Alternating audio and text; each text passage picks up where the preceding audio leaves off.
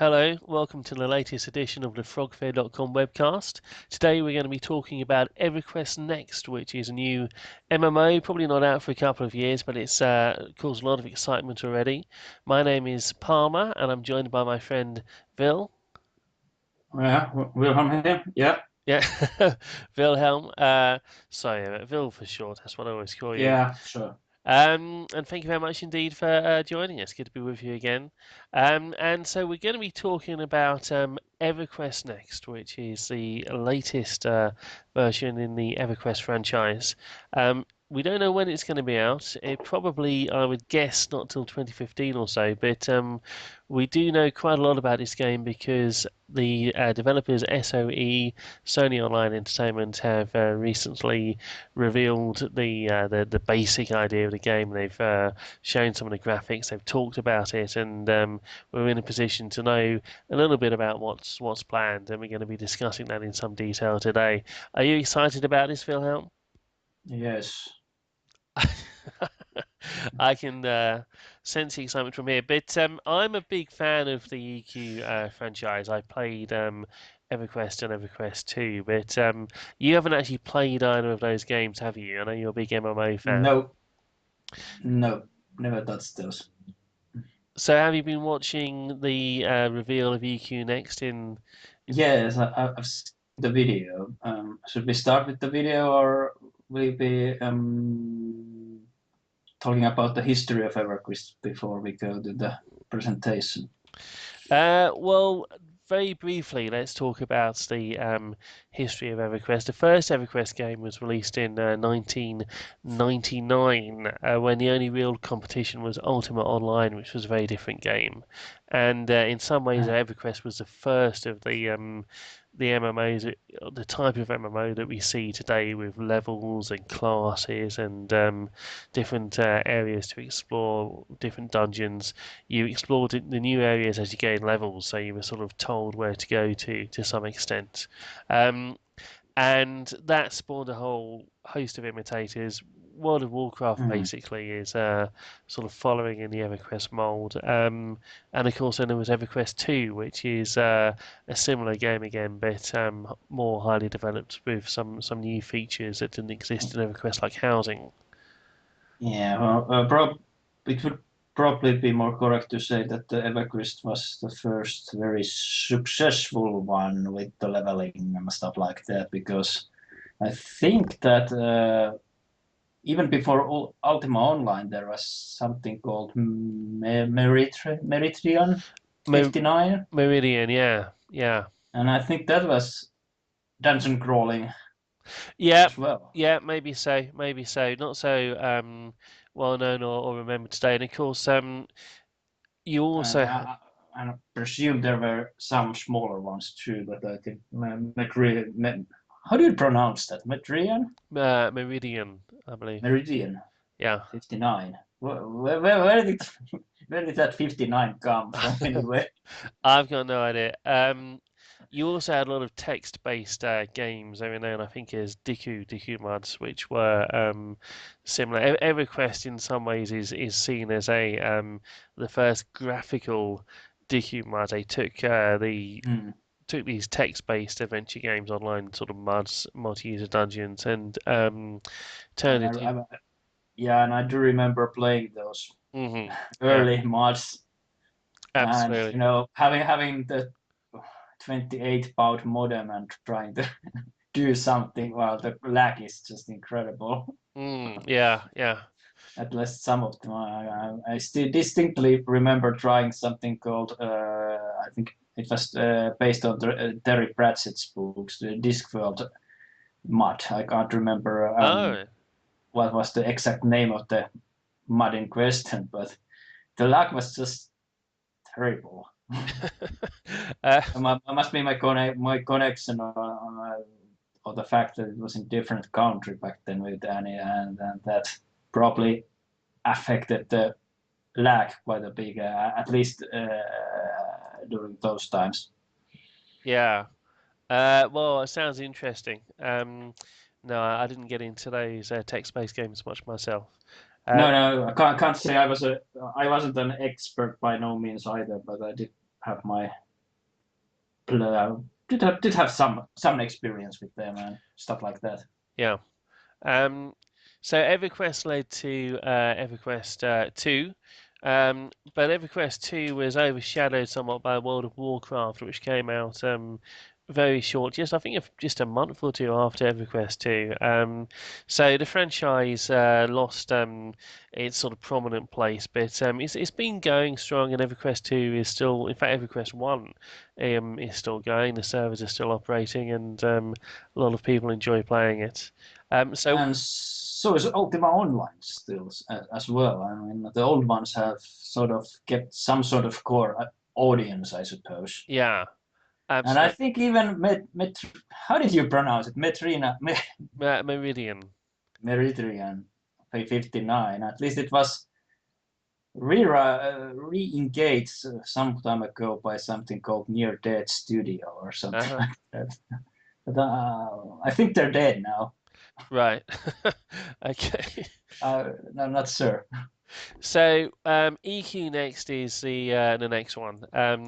As I said, we don't actually know when it's going to be out, but we know it's not going to be for some time yet. But one of the things that's exciting about this game is that it's they're not just doing sort of EverQuest 3. It's going to be very different to the other two. And that might, for some people, that's probably going to put them off, but for some people, it might convince them to give it a go. Because I know, Vil, you never played either of the two earlier EverQuest games, did you? You just didn't like them. No, there was just too level based to my taste. I mean, and especially EverQuest One did have quite a reputation of being quite how do you say grintastic, Grindtastic. yeah, Yeah. grintastic, yeah. Um, So it was all about gaining levels. Sitting in a room, EverQuest One often was sitting in a room for a long time, waiting for a boss mob to spawn so you could kill it and hopefully get the loot. absolute. Yeah. Well, uh, So this one, the new one, is going to be a sandbox game. So they say a sandbox game where you are given a sort of world to explore and to make things and to do what you want in, as opposed to what they call theme park games, which is the old EverQuest and World of Warcraft. A theme park game is a game that sort of leads you to one attraction after another attraction, tells you to go to this dungeon and then to that dungeon and then to that dungeon. it's sort of interesting that the whole thing sort of begins with Ultima. I mean, big time begins with Ultima, Mm. and that was and it was the original sandbox game, and then they have to do what 10 or 15, 15 years of level place grinding, and then we make this great big innovation and start doing the thing that all things begin with. I mean, of course, differently and more beautiful graphics and stuff like that, but Yeah, still. yeah. Ultima Online was a sandbox game, and then theme park games have dominated the genre. There are some exceptions like EVE Online, but theme park games have dominated the genre. And here you have one of the big studios. They haven't been as successful as Blizzard, the company behind World of Warcraft, but they're still a big studio. They've got lots of money behind them, and they're saying, no, we're not gonna do another theme park. We're going to do a sandbox game to be different to the others, and that's quite Mm. interesting. Oh, yes, definitely. Definitely, that's interesting. And let's begin with the presentation.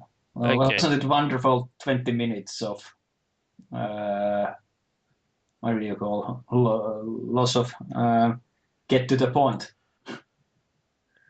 I mean, the first 20 minutes, nothing happens in whole presentation. It's just lots of how the Everquest changed my life and some guy or girl drawing something on this sand thing or whatever it is. Yeah.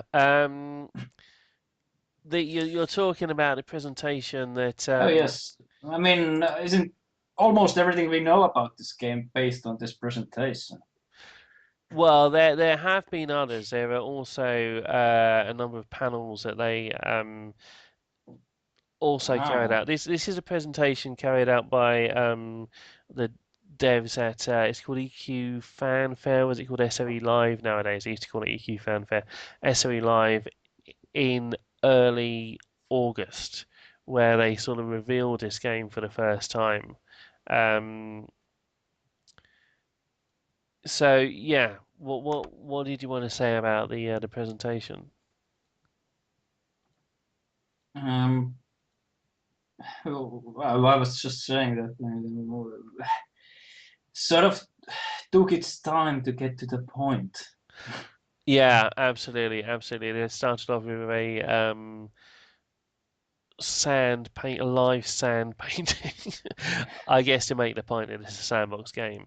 Yeah, Yeah, and yeah, I mean, sort of felt like, well, I guess they're doing it for the web too, but I mean, it sort of felt like, why are they underlying these things for the people that are, know all this? Because they are the hardcore fans who are there listening to the whole presentation, and they're sort of telling them how wonderful this game is.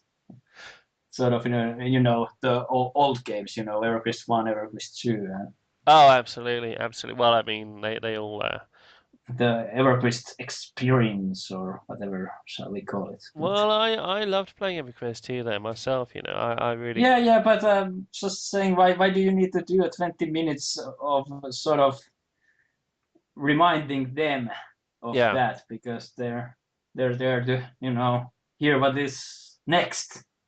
And next is Everquest Next, Uh which is awful name, by the way, but well, isn't it? yeah. Um but yes, I think I don't know. But I mean it's I mean, okay, well, Everquest 3 would be a sort of boring name too. I admit that, but yeah, um it would be and it would be misleading because I think they want to tell people that this is a different type of game. It's a new game. it is the next step. Next step in an MMO evolution. And one of the things that makes it different is that the game isn't going to have levels. Uh, Well, I got to understand that it will have some sort of leveling system still. It has some sort of progression, but they're calling them tiers as opposed to levels. And that may seem like it's just a change in name, but I don't think it is because from what they were saying, and they haven't revealed all the details, it sounds as if you maybe have 4 or 5 tiers as opposed to sort of 50 or 100 levels to go up. So it's not a case of sort of you're going to have a huge part of the world that you can explore. Whichever tier you're on, there's a lot of world to Yeah, explore.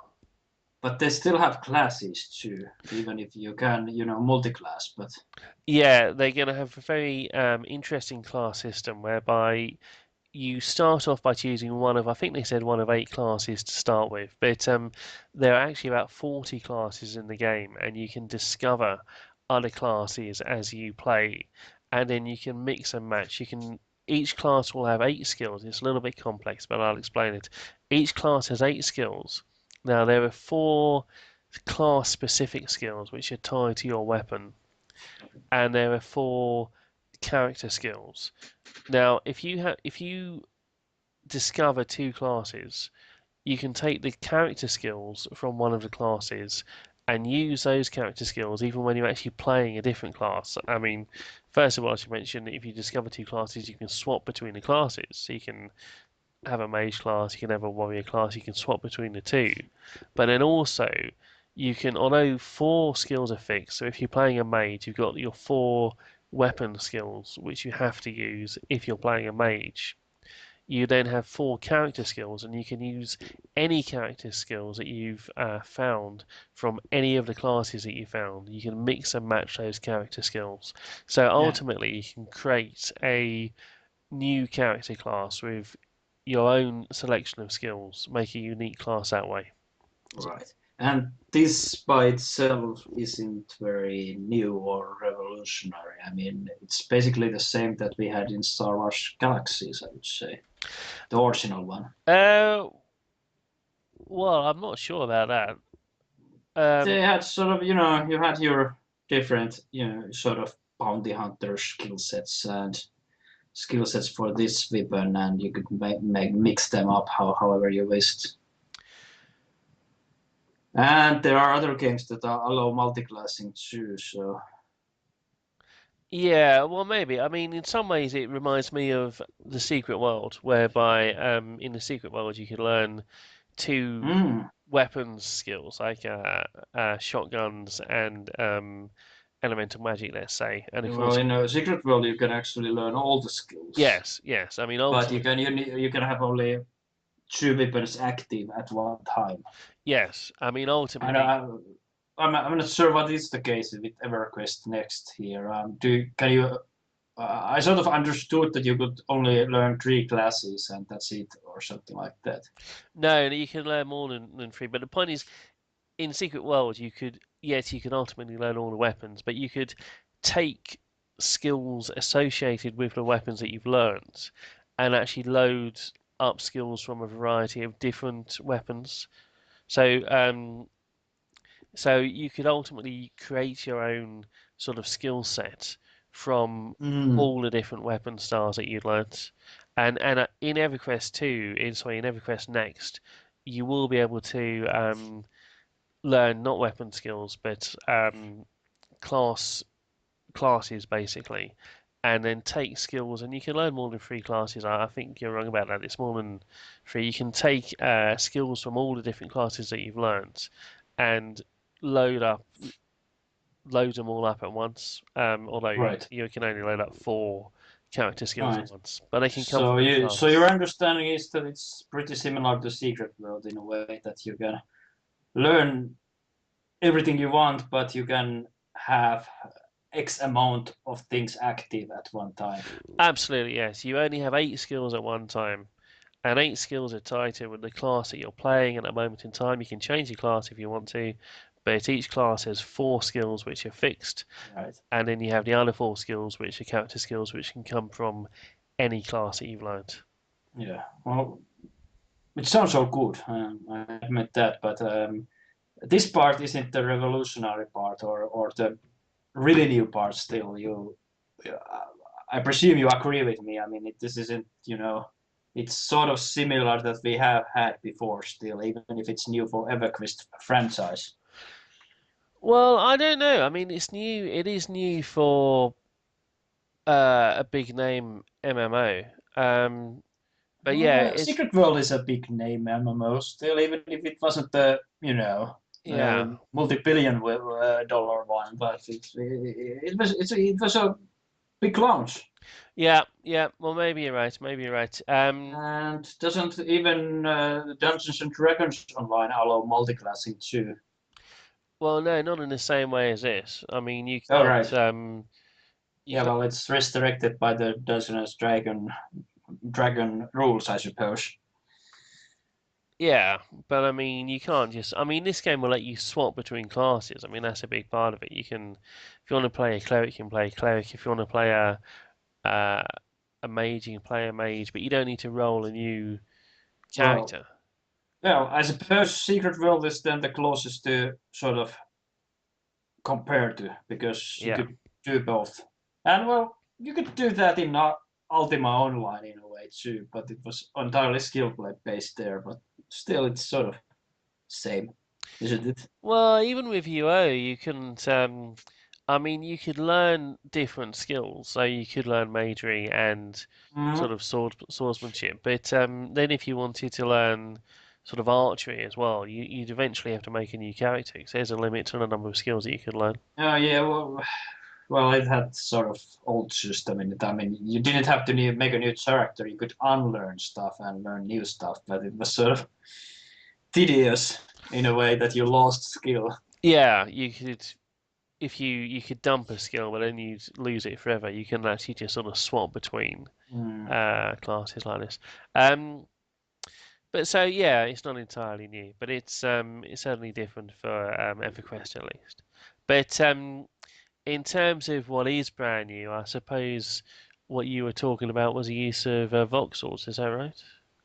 Yes, and I'm a bit unclear about the use of voxels, by the way. I presume it's only for the terrain of the world. I mean, the characters do look like standard polygons things to me. Yeah, I suppose they are. They probably are. I mean, it would But have. I'm sure. I mean, I presume voxels have come a long way since they've been used in.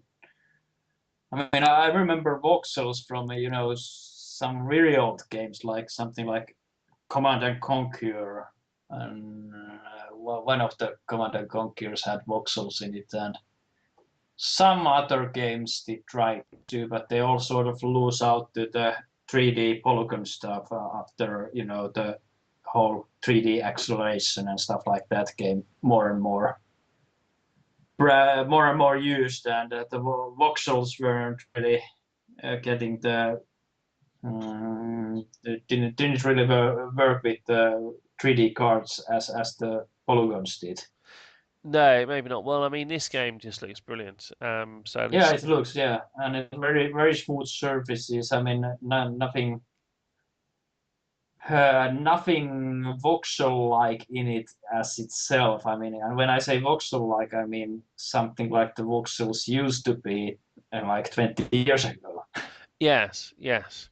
Now I'm not a technical expert, but my understanding of a voxel is that it's a sort of three-dimensional pixel. So in other words, they're making the world up of building blocks, almost like Lego. Yes, that is my understanding as well. So it won't look blocky because each voxel can be sculpted to look like the sort of the side of a cliff or whatever. So it doesn't look like it's made of little cubes, but it's actually made up of individual building blocks. And the reason that this is interesting is because if you create your world that way, excuse me, you can then allow your players or possibly NPCs as well, monsters, to smash it up, Yes. to destroy things. And we, Destroy and create too. yeah, I presume big inspiration for this has been Minecraft. I mm, mean, it has to have had some sort of influence to the development of this game. yeah, absolutely, absolutely. And a lot of people have been sort of saying, well, wouldn't it be fantastic if there was a massively multiplayer version of Minecraft? Now, this isn't quite going Mm. to be that because it's a little bit more sort of structured than that, but it's something a bit like that. It's something it's doing that in the context of an MMO, a fantasy MMO. Yes, yes. I mean, and by structure you mean that there's sort of more limitation to this than Minecraft, where you can just do whatever and nothing is limiting you. But as I understand, at least in general play areas, you can smash things and stuff like that, but they will regenerate to their normal state after a while. And Yeah, they regenerate in about 5 minutes or so. It doesn't take very long. yeah, But I mean, there are some gameplay elements that involve breaking things. In combat, you can use skills which will damage the environment around you just yeah. for. And by the way, I'm hoping at least that the presentation was just underlying the destructive force that players can do, because I think it might be. I mean, just and this is just a feeling, but it might be slightly annoying if everything is all the time distracting around you when you just do your normal fighting or stuff like that for no apparent reason. Have million craters and stuff like that. I mean, it's hardly. I mean, it's sort of just doing it for the tech's sake and not for saving it for the special stuff. Yeah, I think that they were sort of deliberately showing off the special effects there Yeah, and a little that's bit. my feeling too. But well, you never know. Mm. But you can. so this is used for just for the sake of atmosphere to some extent, but also for gameplay use. I mean, they showed an example of players fighting some goblins, or whatever they were, and the players smashed a bridge to stop the enemies getting to them, and actually to have the enemies fall down into a pit. So you Mm. can use it in combat in that way. Also, you can destroy the earth or just dig up the earth to go underground and Yeah, and stuff. find some hidden dungeons or stuff like that. Yeah, and there's going to be a whole load of stuff underground to find. Again, Yeah, is it's interesting. uh, But the thing that I'm really looking forward with this technology is what you can not so much not so much what you can destroy, but what you can build with this. I mm, mean, as a player, I mean, they already talked about that players can build sort of landmarks, at least in the proposed landmarks for the world. And to my understanding, you can also have your own piece of land where you can build basically whatever, I guess. yeah, yeah, absolutely. They've spoken about this, and it sounds really exciting. I mean, there are two. Well, perhaps this is a good time to mention that before EverQuest Next comes out, and in fact, they're saying it may be as soon as the end of this year. They're going to release a sort of building game called EverQuest Next Landmark. Hmm. Um, And is that just for building the landmarks for the developers to maybe insert them into the game, or is it to build your your own home or stuff like that? well, it seems to be both. That I mean, it's going to be a game in its own right. Although I think what it really is a building tool. I mean, they say that it's not just this, but I get the feeling that it probably is really a building tool with some sort of gameplay elements put into it. But I mean, that's fine. That's still going to be good fun. And Then yes, they would probably have to have the characters ready for it yeah, to work. yeah. It sounds like you will create your an avatar, and the avatar will actually sort of walk around the world in EverQuest Next landmark, the building game, the landmark game, gathering materials and what have you.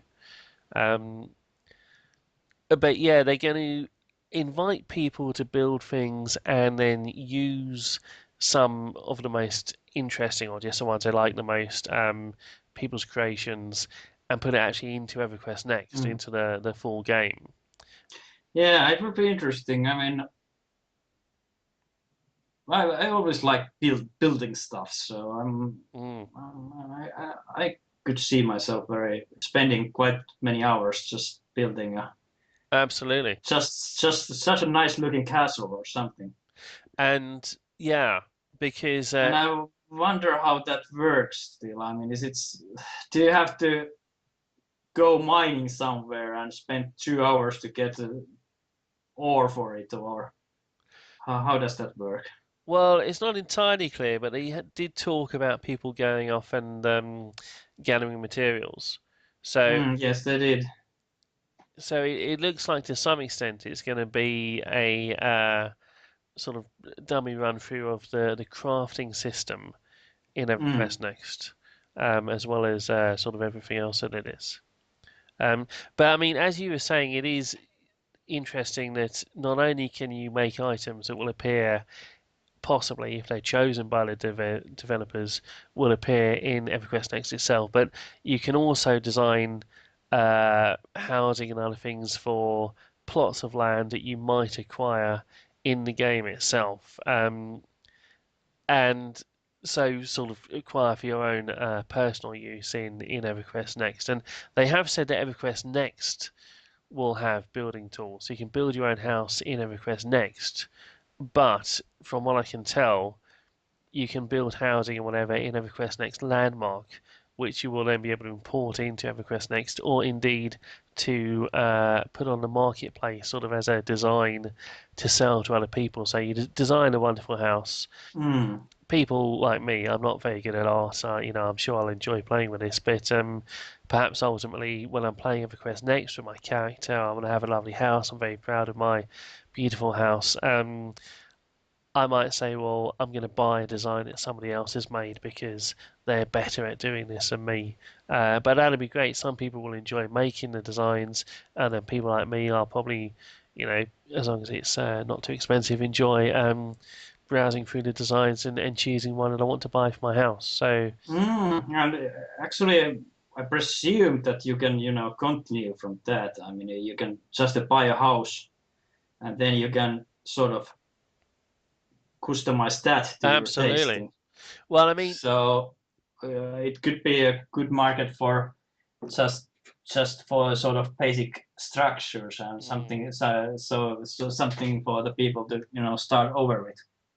well, the example they gave of this, you're absolutely right. The example they gave was if you design, say, a fantastic tower, Mm. somebody could buy your design for a tower and then use four towers and put walls around them, and that could be their castle. Oh yes, yes, yeah. I remember that now that you mentioned that. So yeah, yeah, Yeah, yeah. that's true. They did say that. Yeah. So that's going to be a lot of fun. But it also opens up some possibilities for PvP, and I haven't spoken about PvP in any detail, but they've dropped one or two hints.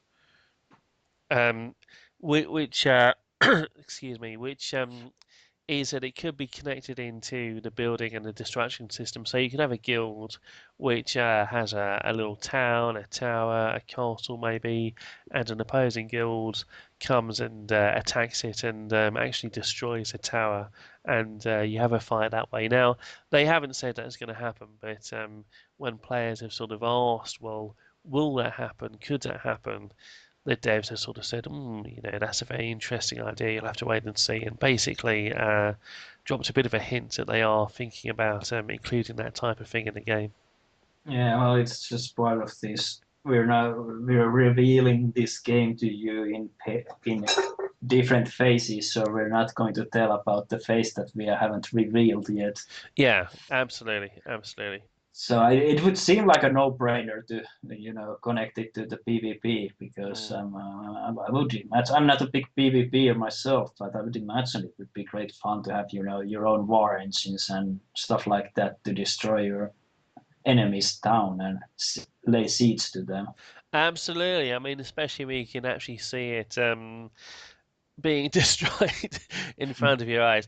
I mean, I'm pretty sure that they will definitely make all this optional. I mean, there's no way if you build a house, Yeah, you know, it wouldn't be very fun if my 3 hour work would be gone next day because yeah, someone when I was sleeping went there and dig a hole to my house. yeah, that's not going to happen. That's not going to happen. But if they include some sort of, I imagine it will be based around guilds rather than individual players in the houses. If they create some Mm. system where a guild can build a citadel, a fortress, and someone else can attack it, then that would be fun.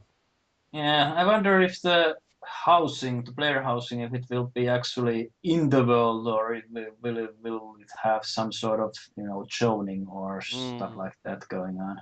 Yeah, I well, mean, it seems like it does seem like one big world thing, but you never know. yeah, I hope so. I really hope so. I mean, I think in this game, I would like to be able to sort of wander around and see other people's houses. I mean, as opposed to, Yeah, well, you think that you want to see at other people's houses at this point, but I mean, you did see all sort of weird houses already, even in games that don't allow that much customization, but slight customization in stuff like arcades. yeah, I don't mind Uh, weird houses, so, I yeah, know, I mean, you say it now, but when you see 10 phallus-shaped houses next to each other, you might be, uh, I mean, the horrible imagination that some people have. well, yeah, maybe. I don't know. But the other option is that you have to sort of go to a special zone and you never see them unless you sort of actually want to see them, which probably means that you just never will at all. I mean, I don't want to have a situation personally where I build a house and then I see it and then maybe I invite a friend to come and see it, but the rest of the world never ever sees it. I mean, because that Mm. just seems like a shame. Yeah, I can understand that too. I mean, I like housing. I mean, I do like when it fits the scenery. So, but sometimes just people just want to make stuff that doesn't fit with the lore and the feeling of the world at all. Mm. And then it sort of comes eyesore to me. So I'm sort of divided how it should be. Yeah, well, that's the big dilemma always with giving players more control over the world. Yeah, well, at least it will be. I'm fairly certain that the housing will be, at certain zones at least. I mean, certain areas at least, even if it won't be, uh, even if everyone will see everyone's houses, it will be limited to certain areas of the world, and not like in Ultima Online where you could build your house anywhere. Yes, no, I'm sure that's right. I'm sure there'll be some places you can do it and some places that you can't. Because I mean, as much as we did like Ultima Online, it was a bad idea that you could build your house anywhere. Yes, yes, yes, probably. So, At least with the volume that there was in players. So mm,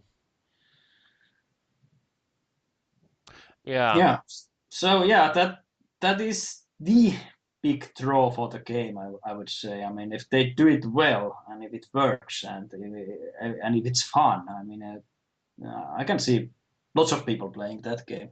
absolutely, absolutely.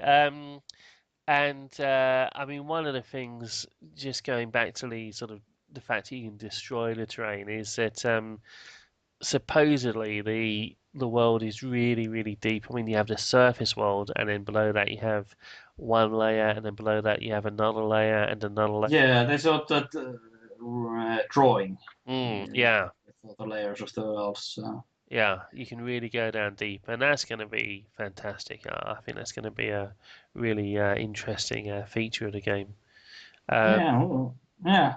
Maybe you can build your house underground too. Who knows? oh yeah, that would be nice. That'd be nice.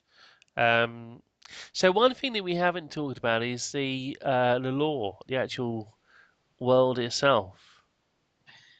Yeah, that's true. Should we, before we go there, would it be logical to speak one more thing about the game, and that would be the avatars themselves? Ah, yes, what the sort of the graphical style. Yeah, uh, I sort of like it. I mean, it's a bit cartoony, but I sort Yeah, of, and I understand why they did good job in explaining why did they go there. I mean, the facial expression system seems to be, at least what they showed us, seemed to work really, really nicely on the slightly cartoony characters. yeah, And I've seen the demo of the facial expression thing that's in Everquest 2, and Everquest 2 isn't very, the graphical style there is very different. It's not that cartoony, and the facial expression actually seem, at least on the video, a bit strange and not very visible at times. So it seems that they put lots of effort to the Everquest Next and trying to make the facial expressions count. And at least in this demo, it seems that it could be really beneficial for role playing and maybe yeah, some other situations too. Like I would imagine it could be useful maybe in adventuring and PvP too. In some cases, at least if nothing else, just for fun. yeah. No, I think so. I think it's going to be cool. I mean, Have you tried it in Everquest 2? well, I tried it for I understand it's usable in Everquest 2. yeah, I tried it for 10 minutes or so. Okay, I so didn't really use it. does it work in Everquest 2 or does it not? Yeah, it works. Yeah, it definitely works. So, but is it? I mean, at least I think it has a potential problem of having the webcam on and sort of measuring your face all the time, because in reality when you're playing you're not staring at the monitor all the time. You're moving and crouching and whatever at times. I mean, you do stuff. and No, you it, move it move a works. bit from your chair and stuff like that. It works quite effectively. It follows your face, and if you move away, it comes Okay. back. I mean, so we're talking here about a technology called SOE Emote, which uses a webcam.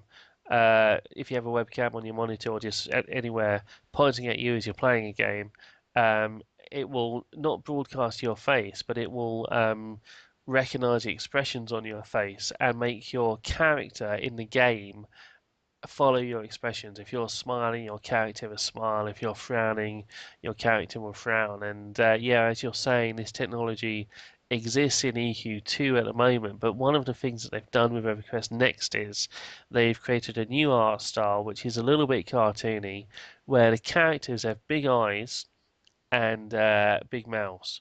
And so they say, and I'm sure they've done some research in this, I don't know, if you want to make it clear what expression a character has, and bear in mind that most of the time people aren't going to be zooming in on your character, they're going to be looking at them from a bit of a distance, they're going to be fairly small, their faces.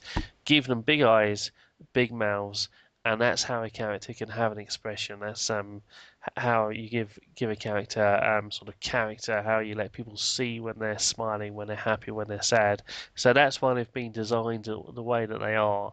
And it's an interesting design, and it will be interesting, as you say, to see how it actually works in practice. Yes. One more question. Why did you choose not to use it in EverQuest 2? Well, nobody would ever see it. Nobody would ever Oh, see if your character was smiling or not yeah. really. So it was the yeah. So this is the evolution from that. They noticed that. Oh, Absolutely. And also, the characters look a bit odd. You know, they don't have. If you do go close up into somebody's character in EverQuest 2, mm, it's okay if they've just got a neutral expression, but if they're sort of smiling or frowning, they just look strange. It's not okay, so it's fantastically not done. natural. It's an afterthought to that game anyway. Yes, yes. And to my understanding, you have an option to use the emote, well, the facial expression system with your keyboards too in some fashion. And at Oh least I yeah, understood from the. that's So just you don't have to use the camera. You don't have to own a camera, although I presume almost everyone has some sort of webcam. But yeah.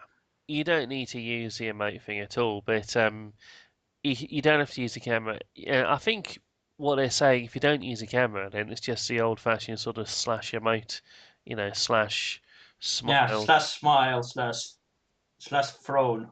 Yeah, absolutely. I wonder if the emotions will actually work, while you're doing stuff. I mean, many games, emotions and stuff like that just work in, whilst you're standing or in some sort of pose. Or does your character keep your angry face while you're fighting, for instance, or stuff like that? That will be interesting to see. Yeah, absolutely, absolutely. Yeah, no, I don't know what's going to happen there. So, what did you make of the graphics in general, the style of the game? Did you like it? Yeah, yeah. Overall, I think I like it. I mean, it's bit early to say because you see one example of a human male face and one example of human female face and one example of lion person face. Yeah, I didn't know what to So you can't really tell much from that yet. Although I sort of like the styles. It's not too cartoony and it's all right. Although the lion thing sort of maybe seems a bit too kind, maybe. But make. Um, yeah, he does look quite kind actually. He's very sort of, he's not a frightening lion.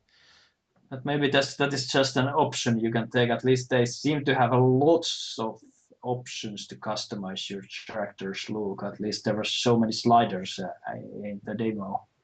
Yes, well, I imagine they're going to have huge numbers of options for customization.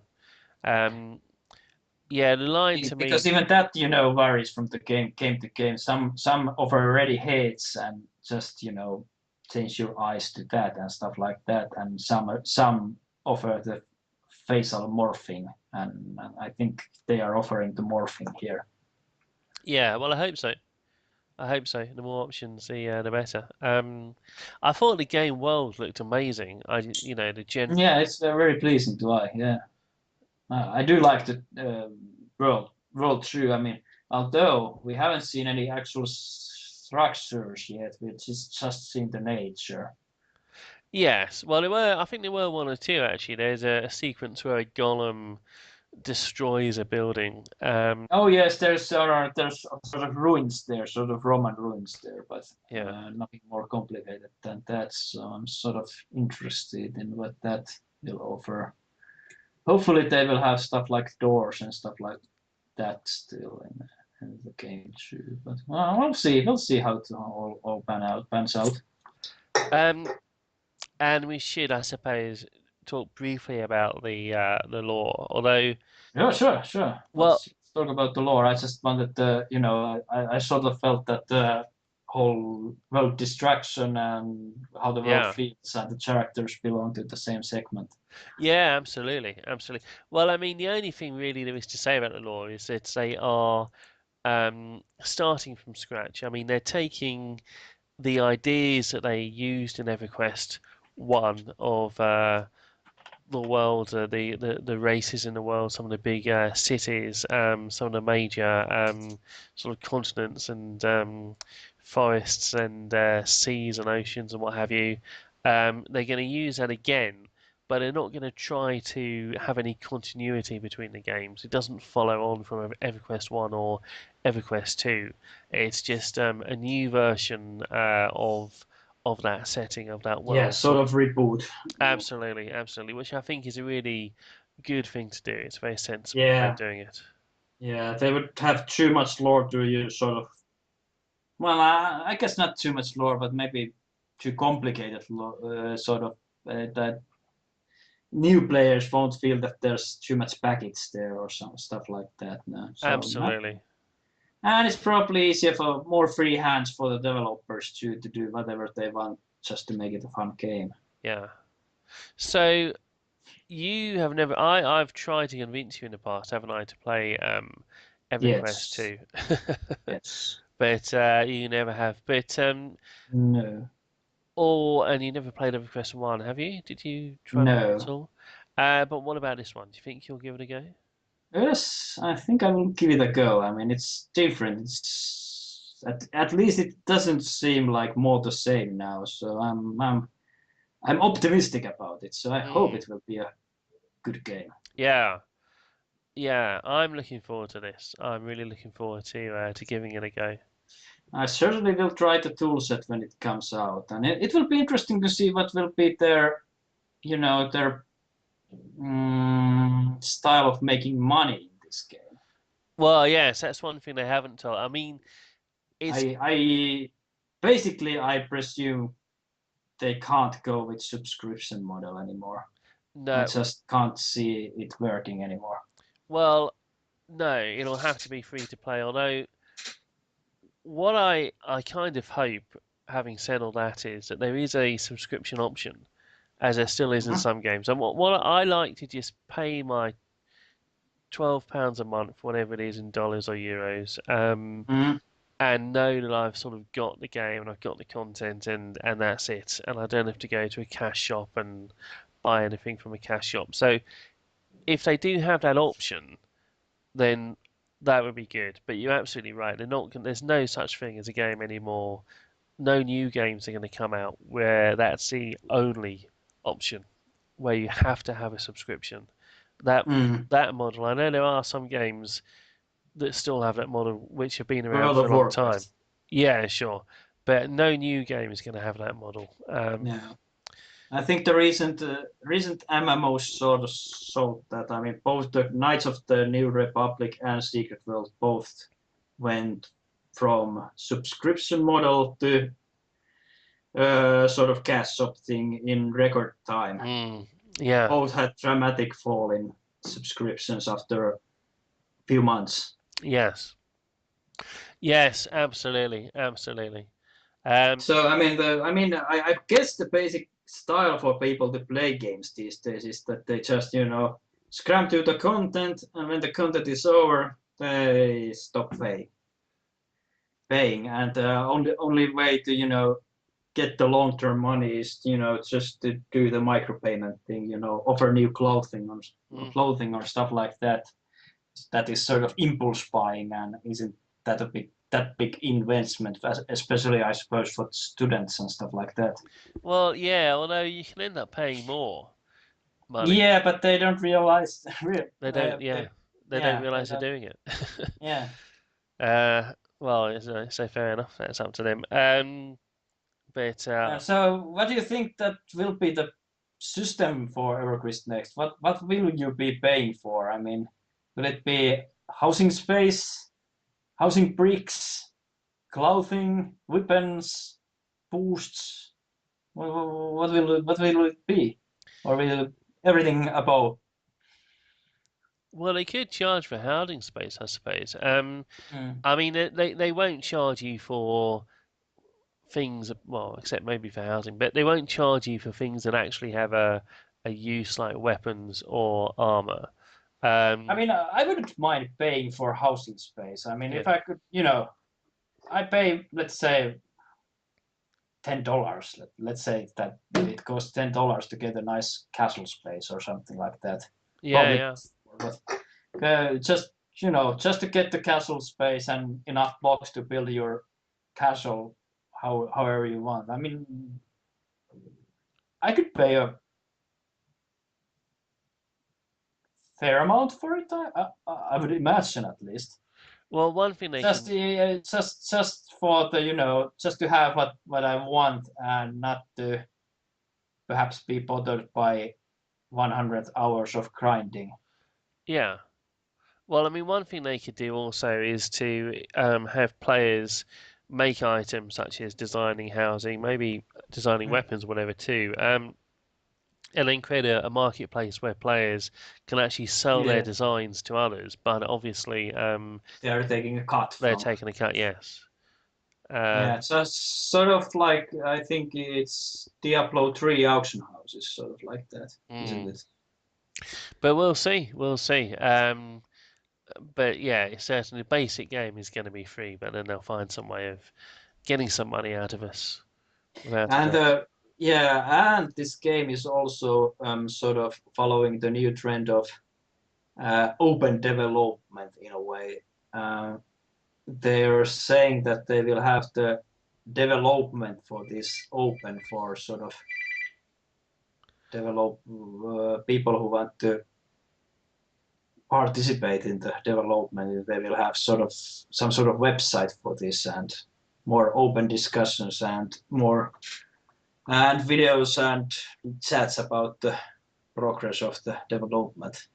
Yeah. I don't know how much it will it be just PR in practice, but will be interesting to see. At least some games, some Kickstarter games like Shroud of Avatar is really actively, doing stuff with the community, Yeah. Well, and they're actually accepting dungeons and stuff like that from community too, in a way at least.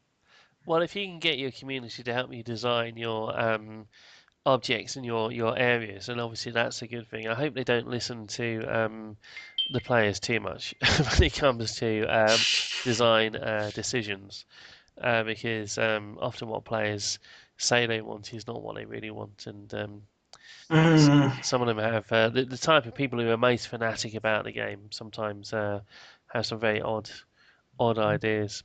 Um, Oh yes, like I said, I don't want to see that too out of place housing rising in in the horizon of what's the game called Norath. Well, is it Norath for Noaf is the Everquest? name of the Yeah, game world, yes. yeah. Yeah.